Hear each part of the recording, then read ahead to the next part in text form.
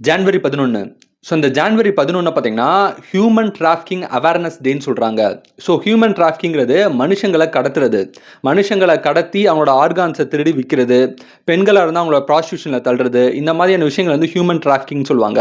So அந்த மாதிரியான விஷயங்கள் நடக்காம இருக்கணும். ஸோ மனுஷங்கள வந்து பாதுகாக்கணும் அப்படிங்கிற ஒரு பர்ப்பஸ்ல ஒரு அவேர்னஸ் கிரியேட் பண்ற ஒரு நாளா வந்து இந்த நாள வந்து சொல்றாங்க. இந்த அன்னைக்கு பார்த்தீங்கன்னா, எல்லாரும் வந்து ப்ளூ கலர் ட்ரெஸ் போட்டு அந்த அவேர்னஸ் வந்து கிரியேட் பண்ணுவாங்களா? அவேர்னஸ் வந்து பரப்புவாங்களாமா. அதுக்கப்புறம் பார்த்தீங்கன்னா, இதே நாள வந்து மில்க் டேன்னு சொல்லுவாங்க. பாலுக்கான ஒரு நாளாவும் வந்து இந்த ஜனவரி 11 இருக்குது. அதுபோக பார்த்தீங்கன்னா, இந்த நாள வந்து ஹாட் டொடி டே அப்படின்னு சொல்றாங்க.